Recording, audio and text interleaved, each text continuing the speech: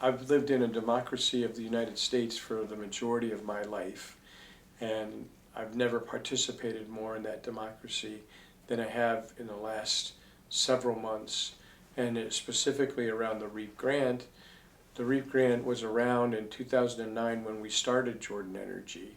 It provided a helpful subsidy in the form of a grant to make the payback period for adopting solar more feasible for farmers. And that, I think, has been a hugely successful program. I read where 17,000 farmers have accessed the REAP grant since its inception. So that's a lot of steps towards the energy independence that we agree is helpful for a family farm. What happened just today? A lot of hard work, but we have a REAP grant that was frozen on contracts and then got unfrozen on the contracts just a few weeks ago.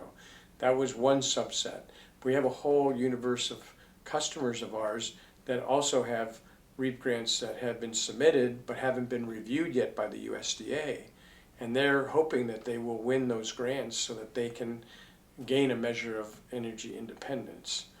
Beyond that, if you have a program that's been successful since 2008, 2009, even before then, this isn't just an IRA program to be opposed to. Most of our customers are Republicans, to be quite honest, and a lot of them are in Republican congressional districts and states. Whether you're Republican, Democrat, or independent, most in society would agree that it's an intelligent diversification for a farm to become energy independent by having solar at their farm to offset the usage that they have on farm. And so I spoke with a customer of ours who has worked previously with their congressional representative and their senators on other issues because they're involved in their community, and they've sent the letters that we suggested they send saying, hey, this REAP program is a good program. So to talk with a congressional representative that has actually worked with the farmer that we're working with, and that farmer is saying, this REAP grant is valuable, please continue it. I'd like to win the REAP grant that I've submitted, and I'd like my neighboring farmers to have the possibility of doing the same. This is energy independence, this is energy dominance, that farmers are becoming energy producers. It's not anything to be opposed in any way. We have, for example, a solar panel manufacturing company in Minnesota that just announced they're hiring 250 people in the state of Minnesota. That is a good thing that farmers from around the country,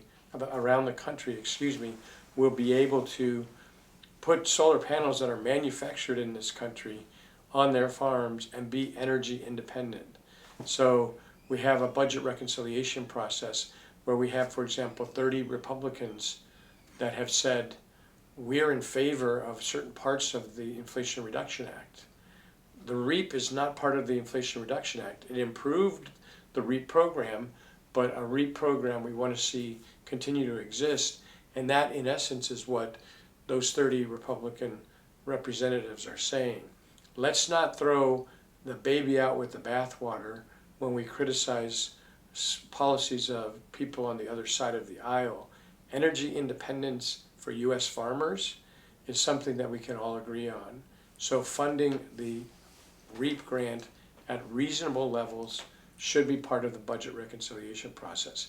So we're talking with congressional representatives, with senators, particularly Republican, because they have the majority, so their vote counts here. I think we can come to a common agreement that a reasonable budget allocation that helps family farmers to be energy independent is a good thing, especially if it's creating jobs in states across the country with the objective of more manufacturing happening in the United States. So let's support reauthorization of the REAP program.